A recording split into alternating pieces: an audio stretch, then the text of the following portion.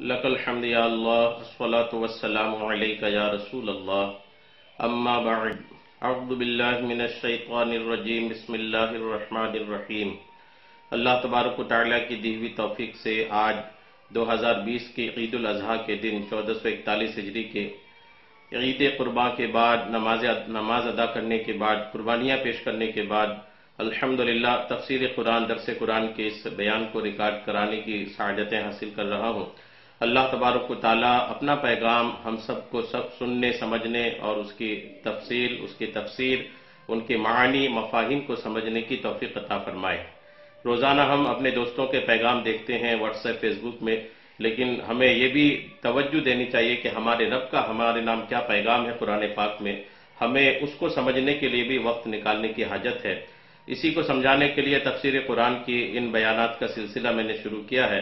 اللہ تبارک و تعالیٰ مجھ سمیت آپ سبھی کو عمل کی توفیق عطا فرمائے۔ آج جو درس میں سورہ بقرہ کی پہلی آیت ہے ہمارے درس کی، وہ آیت نمبر 116 ہے۔ اللہ کا فرمان وَقَالُوا اتَّخَذَ اللَّهُ وَلَدًا سُبْحَانَهُ بَل لَّهُ مَا فِي السَّمَاوَاتِ وَالْأَرْضِ كُلٌّ لَّهُ قَانِتُونَ۔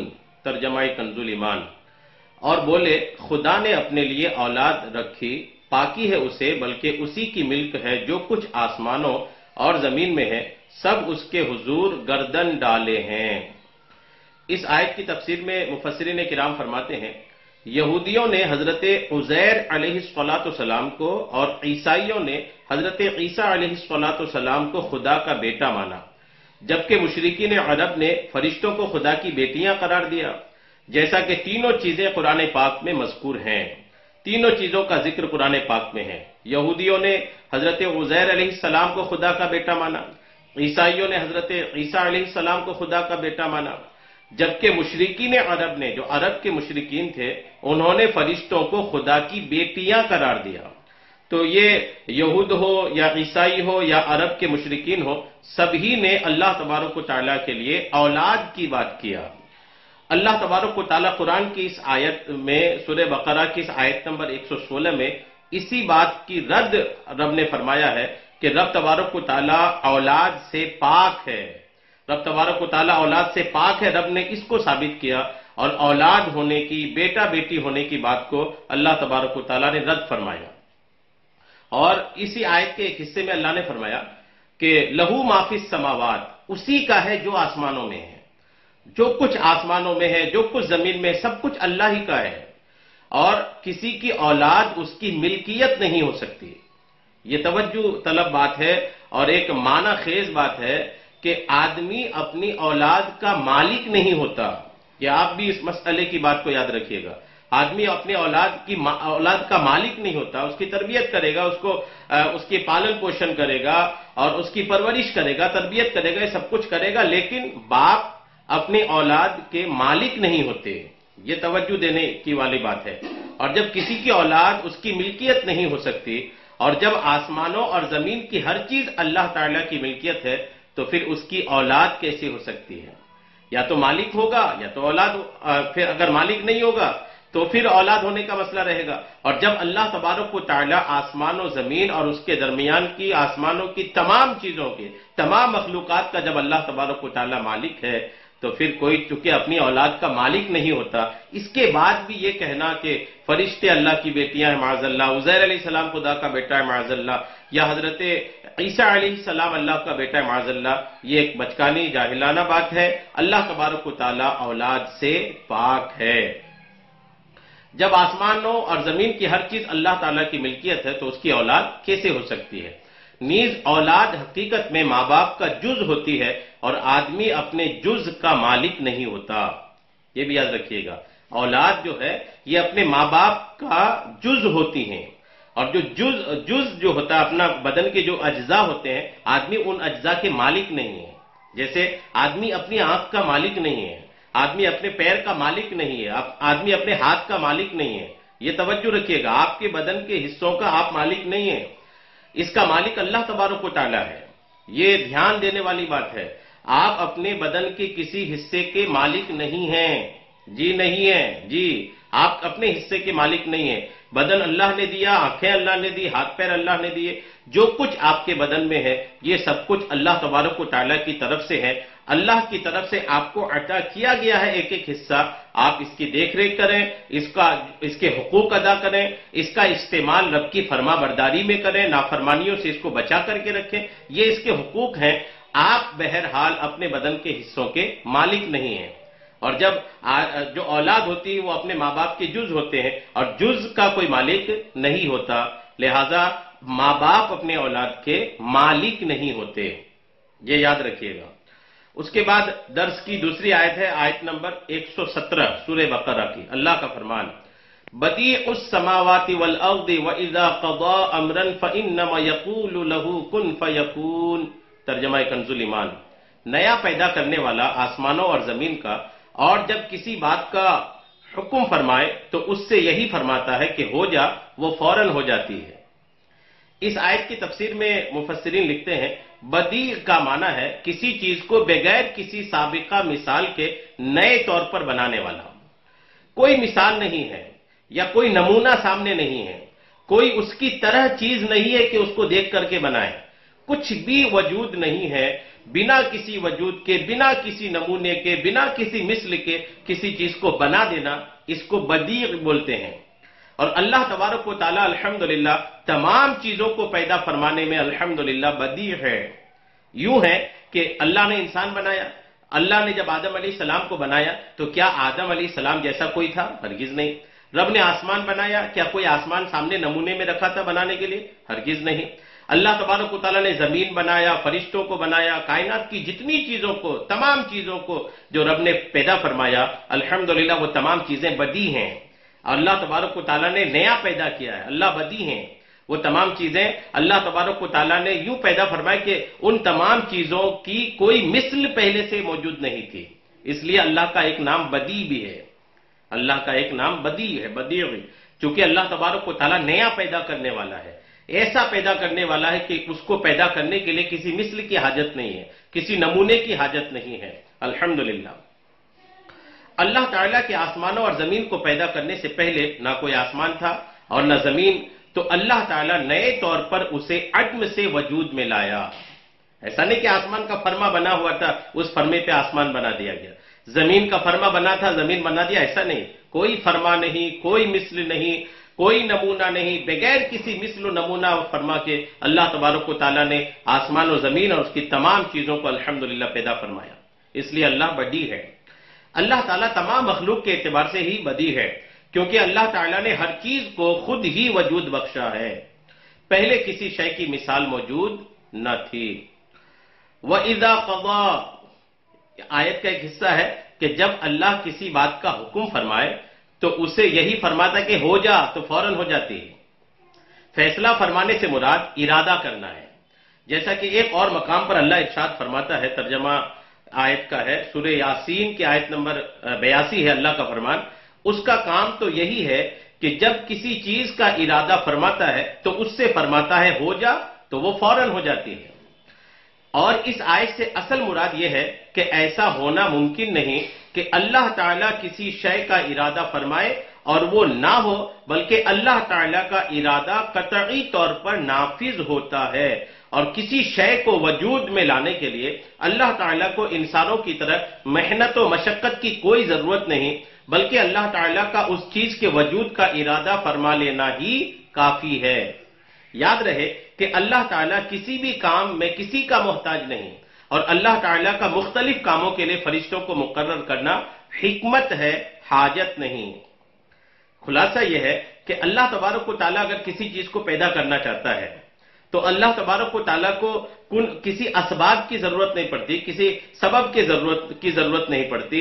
اللہ تبارک و تعالیٰ کو سوچ فکر، اللہ تو ان چیزوں سے پاک ہے، اللہ تبارک و تعالیٰ کو کسی غور و فکر کی، سوچ فکر کی یا مشقت کی یا محنت کی، یہ سب چیزوں کی رب تبارک و تعالیٰ کو ضرورت نہیں پڑتی۔ رب کا ارادہ ہوتا ہے کہ یہ چیز ہونی چاہیے، رب کا ارادہ ہی کافی ہے، رب فرماتا ہے ہو جا، تمام چیز ہو کے تیار رہتی ہے۔ اگر انسان کسی چیز کو بنانا چاہے تو اسے اسباب کی طرف توجہ دینا پڑے گا، انہیں سامان مہیا کرانا پڑے گا، تمام چیزیں تیار کرنی پڑے گی، وقت دینا پڑے گا، پھر جا کے تیار ہو، وہ بھی تیار ہونے کے بعد وہ کامیاب ہی رہے کہ ناکام ہو جائے، وہ پاس ہی ہو جائے یا فیل ہو جائے، سارے راستے اس کے لیے کھلے ہوتے ہیں انسان کے لیے. لیکن اللہ تبارک و تعالیٰ وہ قادر مطلق ذات ہے کہ اگر کسی چیز کا ارادہ رب فرماتا ہے کہ یہ چیز ہونا چاہیے، رب ارادہ فرماتا ہے اور ہو جا، فرماتا ہے کن ہو جا، وہ چیز تیار ہو جاتی ہے. کوئی محنت، کوئی مشقت، کسی چیز کی پلاننگ، کسی چیز کی تیاری، محنت و مشقت، یہ سب چیزوں کی اللہ کو حاجت الحمدللہ نہیں ہوتی. تبھی تو وہ رب کریم ہے. اس کے بعد سورہ بقرہ کی آیت نمبر 118 اللہ کا فرمان، وقال الذين لا يعلمون لولا يكلمنا الله او تأتينا آية كذلك قال الذين من قبلهم مثل قولهم تشابهت قلوبهم قد بينا الآيات لقوم يوقنون. ترجمہ کنز الایمان. اور جاہل بولے اللہ ہم سے کیوں نہیں کلام کرتا، یا ہمیں کوئی نشانی ملے، ان سے اگلوں نے بھی ایسا ہی کہی.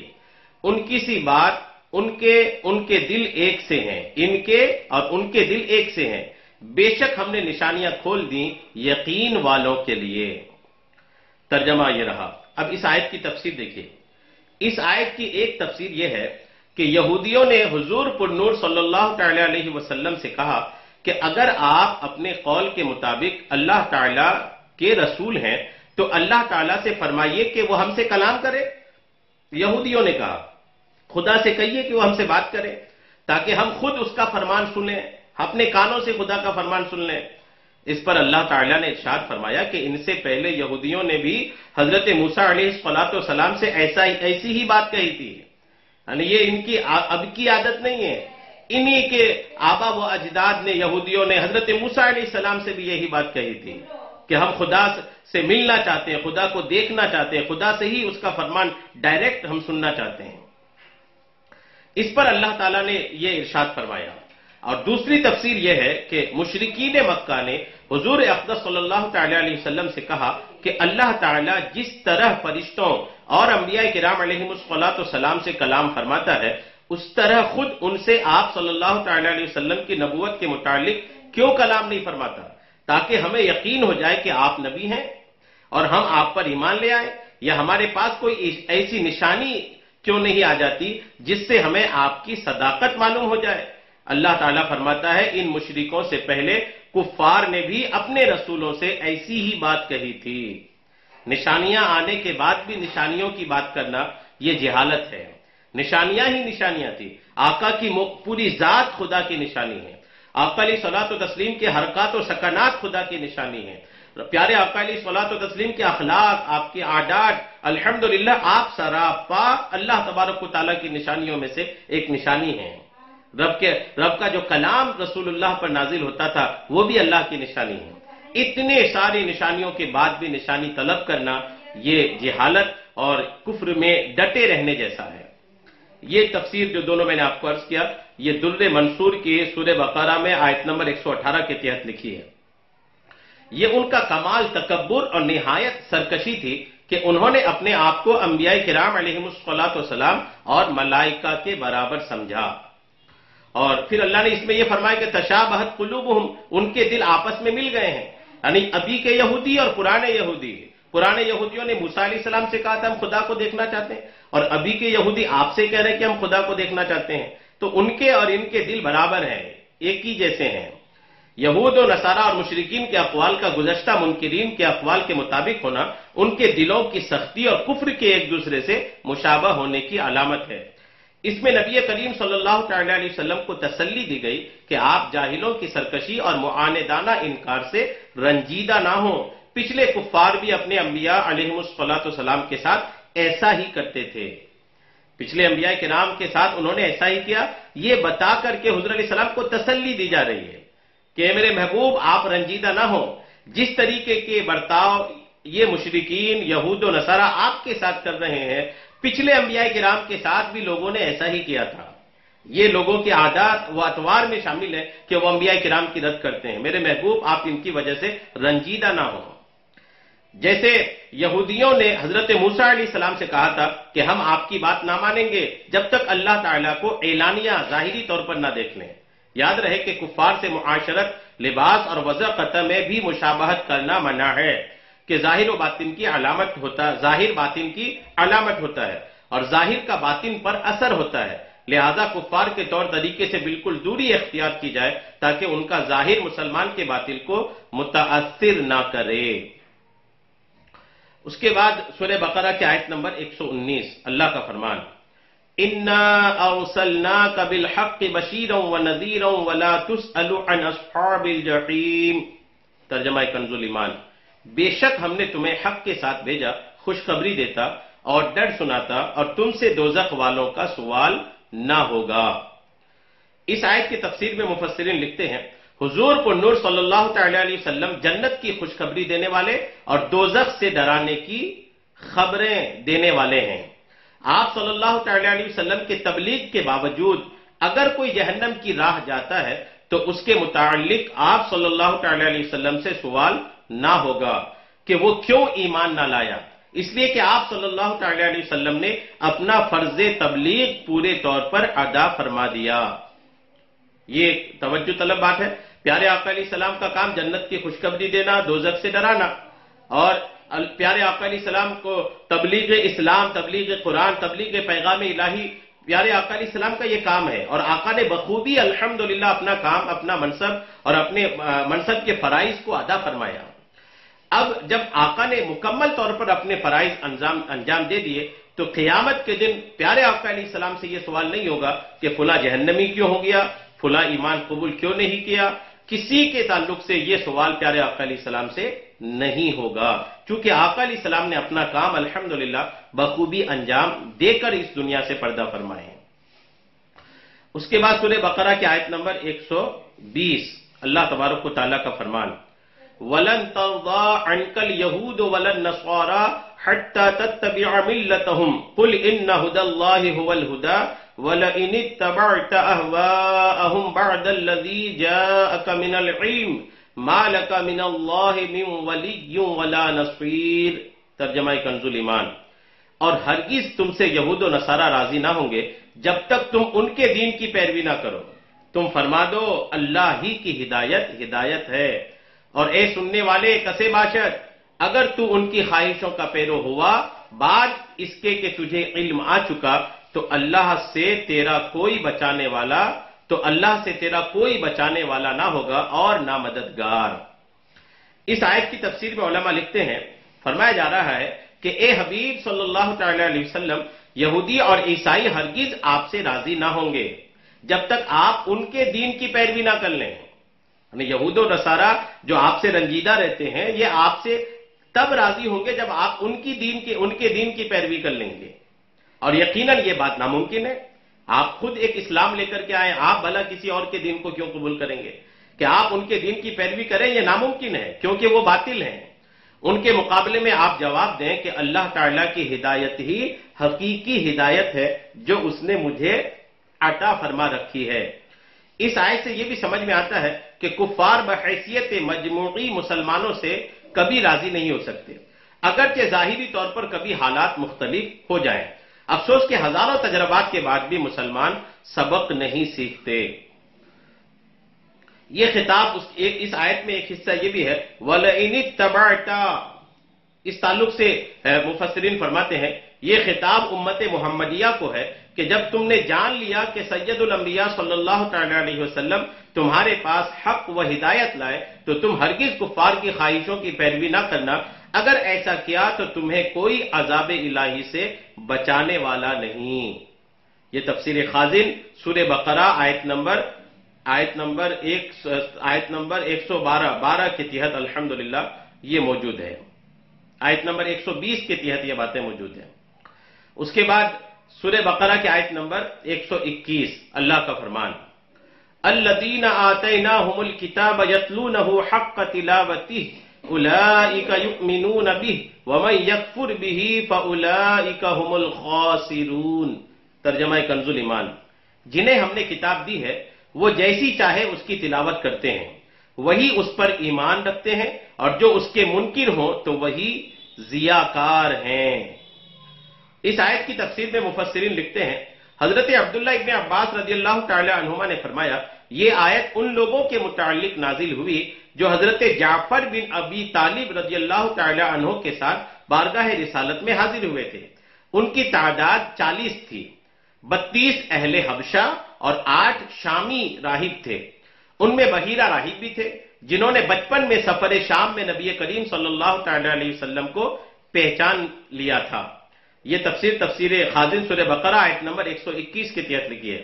آیت کا مطلب یہ ہے کہ حقیقت میں توریت شریف پر ایمان لانے والے وہی ہیں جو اس کی تلاوت کا حق ادا کرتے ہیں اور بغیر تحریف و تبدیل کیے پڑھتے ہیں اور اس کے معنی کو سمجھتے اور مانتے ہیں، اور اس میں حضور اقدس صلی اللہ تعالی علیہ وسلم کی نعت و صفت دیکھ کر آپ پر ایمان لاتے ہیں، اور جو حضور پنور صلی اللہ تعالی علیہ وسلم کے منکر ہوتے ہیں وہ توریت پر ایمان نہیں رکھتے۔ یہ ایک بنیادی بات ہے۔ اگر کوئی توریت پر ایمان رکھنے کی بات کرتا ہے تو وہ تبھی اپنی بات پر سچا ہوگا جب وہ رسول اللہ پر ایمان لائے گا، چونکہ توریت کا ہی پیغام ہے کہ آخری نبی آئیں گے، ان پر ایمان لانا ہے، یہ توریت کا پیغام ہے۔ اب جب اس پیغام پہ عمل نہیں کیا تو اس نے توریت کو بھی نہیں مانا۔ یہود و نصارہ میں سے جس نے بھی رسول اللہ پر اسلام نہیں لایا، ان کا یہ کہنا بھی غلط ہے کہ ہم توریت پر ایمان لائے، ہم توریت کو مانتے ہیں۔ انہوں نے توریت کے پیغام کو بھی پیچھے ڈال دیا ہے۔ اس سے یہ بھی معلوم ہوا کہ کتاب اللہ کے بہت سے حقوق بھی ہیں، قرآن کے بہت سے حقوق بھی ہیں۔ قرآن کا حق یہ ہے کہ اس کی تعظیم کی جائے، اس سے محبت کی جائے، اس کی تلاوت کی جائے، اسے سمجھا جائے، اس پر ایمان رکھا جائے، اس پر عمل کیا جائے اور اسے دوسروں تک پہنچایا جائے۔ یہ قرآن کے حقوق ہیں۔ ایک بار اور سن لیں آپ، قرآن کا حق یہ ہے کہ پہلا حق تو یہ قرآن کی تعظیم کی جائے، اور ایک حق یہ ہے کہ قرآن سے محبت کی جائے، اور ایک حق یہ کہ اس کی تلاوت کی جائے۔ یہ بھی حق ہے کہ اس کو سمجھا جائے۔ قرآن کا ایک حق یہ بھی ہے کہ آپ قرآن کو سمجھیں، یہ قرآن کا حق ہے آپ کے اوپر۔ اگر آپ قرآن کو سمجھتے نہیں ہیں تو ایک قرآن کا حق یوں بھی آپ ادا نہیں کر رہے ہیں کہ آپ قرآن کو سمجھنے کی کوشش نہیں کر رہے ہیں۔ آپ کو قرآن سمجھانے کے لیے ہی ہم آپ کی بارگاہوں میں مسلسل یہ بیان لے کر کے حاضر ہو رہے ہیں۔ تو قرآن کو سمجھنا یہ بھی قرآن کا حق ہے آپ کے اوپر، اور اس پر ایمان رکھا جائے یہ بھی حق ہے، اس پر عمل کیا جائے، قرآن پر عمل کیا جائے یہ بھی قرآن کا حق ہے۔ اب جب آپ قرآن کو سمجھیے گا ہی نہیں تو قرآن کے حقوق پہ عمل کیسے کیجیے گا؟ قرآن کی باتوں پہ عمل کیسے کیجیے گا؟ قرآن پر عمل کرنے کے لیے قرآن کو سمجھنے کی ضرورت ہے اور اسے دوسروں تک پہنچایا جائے، یہ بھی قرآن کا حق ہے کہ آپ قرآن کو دوسروں تک پہنچائیں۔ قرآن کو پہنچانے کا مطلب یہ نہیں کہ آپ بازار سے ہدیتاً ایک کتاب لے کر کے دوسروں کو پہنچا دیے، یہی بس پہنچانا نہیں ہے، یہ بھی ایک طریقے کا پہنچانا ہے۔ لیکن یہاں جو پہنچانا مراد ہے قرآن کے حقوق میں وہ یہ ہے کہ آپ قرآن کے مطلب کو سمجھ کر، قرآن کے پیغام کو سمجھ کر کے، قرآن کے معانی کو سمجھ کر کے، قرآن کو سمجھ کر کے پھر وہ سمجھ دوسروں تک پہنچائیں۔ یہ بھی قرآن کا آپ کے اوپر حق ہے۔ تو آپ کتنے حقوق آپ قرآن کا ادا کر رہے ہیں، آپ خود اپنے آپ پر توجہ دے کر کے اس بات پہ غور کیجئے۔ اگر آپ قرآن کے ہی حقوق ادا نہیں کر پا رہے ہیں تو پھر آپ کا مسئلہ آخرت میں کیا ہوگا؟ غور کیجئے، تبدیلی لائیے اپنے اندر اور قرآن کے حقوق کو سمجھنے کی کوشش کیجئے۔ ترغیب کے لیے یہاں ہم تلاوت قرآن کے چند ظاہری اور باطنی آداب ذکر کرتے ہیں تاکہ مسلمان قرآن عظیم کی اس طرح تلاوت کریں جیسا تلاوت کرنے کا حق ہے۔ تلاوت قرآن کے ظاہری اور باطنی آداب دیکھیے۔ کچھ پہلے ظاہری آداب دیکھ لیجئے۔ ظاہری آداب کیا ہے قرآن کی تلاوت کے؟ قرآن مجید کی تلاوت کرنے والے کو 6 ظاہری چیزوں کا خیال رکھنا چاہیے۔ نمبر 1، باوضو ہو کر، قبلہ رو ہو کر، وضو سے ہو، قبلہ کی طرف چہرہ ہو، مؤدب ہو کر، ادب سے بیٹھ کر، اور عجز و انکساری کے ساتھ بیٹھے، عاجزی کے ساتھ، انکساری کے ساتھ، متکبرانہ انداز میں نہ بیٹھے قرآن کی تلاوت کرنے۔ دوسری چیز، آہستہ پڑھے، یہ نہیں کہ بالکل فڑ فڑ فڑ فڑ پڑھے جا رہے ہیں، آہستہ پڑھے، رک رک کے، سمجھ سمجھ کر کے پڑھے، اور یوں پڑھے کہ اس کے معانی میں غور و فکر کرے، معانی میں غور و فکر کرے۔ آپ کہو گے معانی ہم کیسے پڑھیں؟ تو آپ کو اردو آتی ہے تو اردو والا ترجمہ لے لیں، آپ کو اگر انگریزی آتی ہے تو انگریزی ترجمہ لے لیں، آپ ہندی آتی ہے ہندی ترجمہ لے لیں، آپ کو بنگلہ آتا ہے بنگلہ کا ترجمہ لے لیں۔ الحمدللہ قرآن کے ترجمے تو ہر زبان میں تقریباً موجود ہے نا، تو آپ قرآن کے ترجمے والا قرآن شریف لے کر کے آیتوں کو پڑھیں تو اس کی آیت کا ترجمہ بھی پڑھیں، اور اس کا مطلب آپ کو جو جتنا سمجھ میں آئے ٹھیک، اور پھر اس کو آپ کوشش کریں کہ آپ قرآن مجید کے جو معانی ہے وہ علماء کرام کی رہنمائی میں اس کو پڑھیں. اگر آپ کو جیسے آپ کو دینی تعلیم نہیں ہے، آپ کو دینی تعلیم سے دور ہے، اور اچانک آپ یہ ہوا کہ آپ کو قرآن دیکھ کر پڑھتے بنتا ہے، آپ نے قرآن پاک لے آئے، اس کے ترجمے لے کر کے اکیلے ہی آپ خود ہی اس کے ترجمے کو مکمل سمجھنے کی کوشش کریں گے تو بہت مشکل ہے آپ کے لیے. اس کے لیے آپ کو کرنا یہ ہے کہ کسی عالم کی رہنمائی میں آپ پڑھیں، کسی عالم کی رہنمائی میں اس کے پاس زانو ادب طے کر کے پڑھیں. آپ کہو کہ عالم میں کہاں سے لاؤں، کہاں مدرسہ میں کیسے جاؤں، تو آپ کو الحمدللہ عالم کی تلاش مشکل نہیں ہے. آپ اپنی مسجد کے امام کو ہی لے لیجئے، آپ ایک مسجد کے امام کو ہی ایک پکڑ لیجئے کہ دن میں کسی بھی ٹائم یا رات میں کوئی ایک وقت بنا لیجئے کہ اس وقت میں آپ کے پاس آیا کروں گا اور قرآن پاک کی چند آیات میں آپ کے پاس ترجمہ بھی اور اس کو کچھ سمجھنے کی بھی میں کوشش کروں گا. مشکل سے 10 15 20 آیتیں بھی اگر روز آپ یوں پڑھنا شروع کریں گے تو انشاءاللہ کچھ ہی برس میں آپ پورا قرآن سمجھنے والا الحمدللہ بن جائیں گے. آپ کوشش تو کریے. دنیا بھر کی چیزیں پڑھتے ہیں، آپ صبح اٹھتے ہیں تو آپ کو اخبار کی ضرورت پڑتی ہے، یاد آتی ہے آپ کو اخبار کی، اور آپ اخبار لے کے بیٹھ جاتے ہیں، سرخیاں پڑھتے ہیں، پھر سرخیاں دلچسپ لگی تو پوری خبر کی ڈیٹیل پڑھتے ہیں، اور آپ اخبار پڑھ لیے تو اپنی کچھ اور کتابیں پڑھنے بیٹھ جاتے ہیں، کوئی ناول لے کے بیٹھ جاتا ہے، کوئی دیگر کتابیں لے کے بیٹھ جاتے ہیں، کتابیں نہیں ہے تو موبائل کھول کے بیٹھ جاتے ہیں. موبائل میں تو آپ پڑھتے ہی ہیں نا میسج اتنے سارے، تو اس کے میسج، اخبار کی خبریں یہاں وہاں کی وہ ساری چیزیں آپ تو پڑھتے سمجھنے کی کوشش کرتے ہیں. قرآن کو کب سمجھیے گا؟ رب کا کلام 1400 سال سے زمین پر اتر کر تشریف لا چکا ہے. آپ اس کو کب سمجھیے گا؟ اس کو سمجھنے کے لیے آپ کوشش میں لگیے. انشاءاللہ آپ قرآن سمجھیے گا تو آپ دنیا بھی اور آخرت کی بھی آپ کی الحمدللہ بہتر ہوگی. تو آہستہ پڑھیں، اس کے معنی میں غور و فکر کریں، تلاوت قرآن میں جلد بازی سے کام نہ لیں. یہ 2 چیز. تیسری چیز ظاہر آداب کی یہ ہے کہ دوران تلاوت رونا بھی چاہیے. رونا آئے، کوشش کرنا چاہیے تلاوت کرتے کرتے رونا آئے، اور اگر رونا نہ آئے تو رونے جیسی شکل بنا لیں.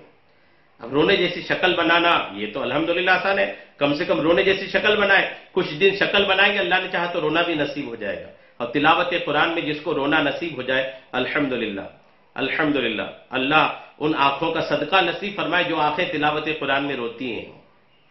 چوتھا ادب یہ ہے کہ ہر آیت کی تلاوت کا حق بجا لائے. یہ نہیں کہ بالکل اسپیڈ سے آگے بڑھ گیا، نہیں، تلاوت کا حق بجا لائیں. پانچواں ادب یہ ہے کہ اگر قرأت سے ریاکاری کا اندیشہ ہو یا کسی کی نماز میں خلل پڑتا ہو تو آہستہ آہستہ تلاوت کریں. آپ مسجد میں ہیں، دیگر لوگ بھی ہیں، اگر وہاں آپ تلاوت کر رہے ہیں تو دھیرے پڑھیں تاکہ کسی کو تکلیف نہ ہو. کوئی نماز پڑھ رہا ہے، کوئی وظائف پڑھ رہا ہے، کوئی اور کچھ پڑھ رہا ہے، تو وہاں آپ توجہ تھوڑا دھیرے سے پڑھیں تاکہ کسی کی نماز میں دخل اندازی نہ ہو. یا اگر آپ کو لگ رہا ہے کہ زور سے پڑھوں گا تو ریاکاری ہو جائے گی، دکھاوا کا معاملہ ذہن پہ آ رہا ہے، تو وہاں بھی آپ تھوڑا آہستہ ہی پڑھیں.